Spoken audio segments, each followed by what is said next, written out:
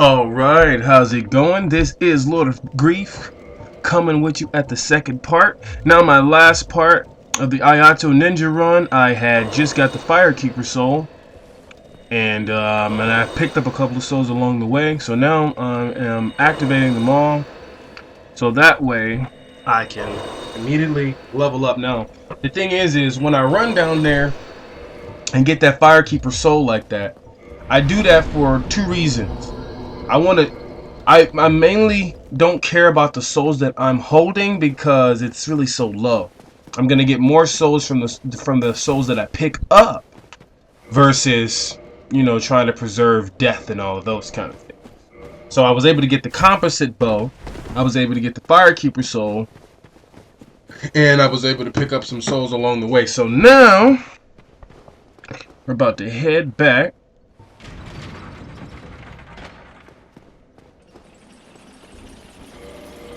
And once again, I just want to state that this isn't necessarily just a run that a person can just, like a beginning player is going to be able to just do and navigate. One of the things about Blighttown is when you go up Blighttown, it's probably around 2 or 3 times harder. And that's assuming you know exactly where to go. But the whole thing here is, I'm gonna go ahead and activate that so that way next time I die it'll already be at the top. The elevator will be kinda like at the top. We'll pick up another soul and we're gonna go ahead and now what I'm gonna do is I'm gonna take a detour before I head out to Blighttown. I'm gonna go ahead and I'm gonna head towards this grass crest shield because I really want that stamina regeneration for this Iaito build. When you're using a weaker weapon, I would say that the Iaito is around like a medium strength weapon. It is a dexterity weapon, but as far as the damage output, I'm gonna say it's around, kind of like your low medium. But we're gonna fix that. This Dark Souls game allows you to really combine a lot of different elements of the game to make your damage output pretty, fortifying or formidable. So I'm gonna go ahead and head out. Now there is a humanity in that little cave area right there, but I'm not gonna go ahead and worry about that. Now what I want to do here is I want to go straight up here, up this elevator, and I want to go ahead and use the bonfire. Now, you guys are probably going to want to know why I want to do that. Excuse me. Got some allergies. Now, maybe to cut off a little bit of time. Now, this isn't a speed run. This is a run nevertheless, though. So, I do want to have a decent speed. Now I'm already at 20 dexterity, so now I want to start pumping my strength, and I'm 2 points away from exactly what I need to be able to one-hand the Iaito. I already know this because I've already kind of done my research, and I think at this level, at this time of the game's release, Dark Souls, I think that's kind of like a, a no-brainer to kind of know what it is that you're going to be picking up and kind of mapping out where you want to go. So I got the grass crest. I'm able to fast roll. This is really going to give me that stamina regeneration because I don't want to pump too much into endurance right now. In Dark Souls, when you pump into endurance, you get an equip load increase, some defense increase, and you get that stamina increase, which is awesome. So I was able to really kind of like be safe by going up that elevator and hitting that bonfire and being able to get 2 points of strength.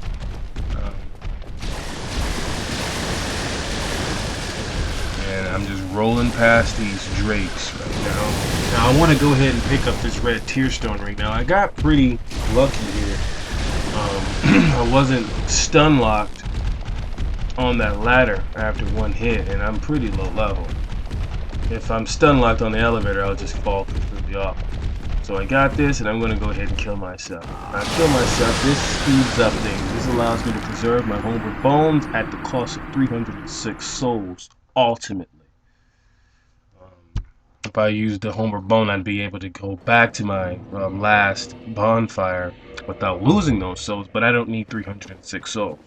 Now you ask me, why do I need the red Tearstone ring? That's a very risky gameplay. That is very true. But you're going to be able to see exactly what I'm working on. Exactly the type of build that I'm going to be using.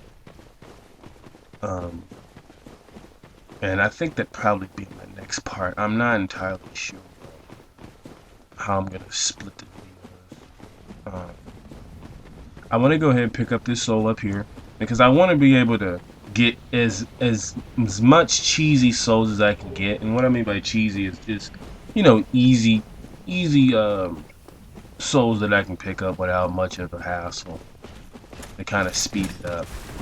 You never know, maybe that extra point in vitality may do something for you. I don't know. You never know. I've been hit before with having 2 HP left. Pretty funny.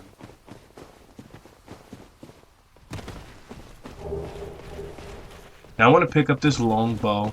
The main thing here that I wanted to pick up is the feather arrows.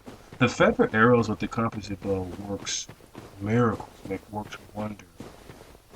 Those of you who use the composite bow knows that the accuracy is pretty bad. And the range on the composite bow isn't that good either. But when you're not in first person, it puts out, it scales the best. It gives out the best damage output, so to speak. Barely. I mean, you can get like a dark moon bow. You can get the black Ferris bow. You can, and the long bow is pretty good. All of the bows are pretty good in this game, but I like the composite bow because it's also the fastest. That's pretty much the big thing about the composite bow. It's really fast, and it really does good far as being able to put out damage at shorter range. I like it a lot. I think it's just more or not like a personal preference. I just don't really like the longbow. I'm used to that fast ability, and you're gonna see exactly what I mean by that in just a second, and exactly what that red Tearstone ring is gonna allow me to do. So we made it to Andre the Blacksmith.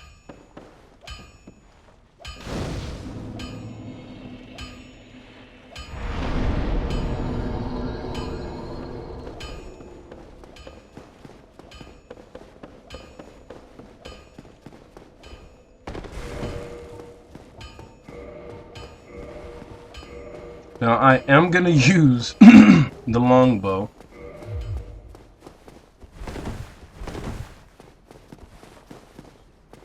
And you're gonna see why it is that I'm gonna use the longbow. That critical allows me to go ahead and one-shot these bad babies.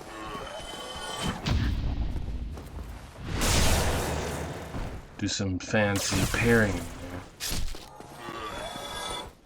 Now I'm gonna go ahead and do J. And I'm on to a more stronger enemy. Considering the weapon that I'm using. So I'm gonna go ahead and pick this up. Dodge that. I think maybe around 9 attacks probably get him some blood loss maybe. Sometimes it works in consecutive hits. And there's that bleed damage kicking in right away.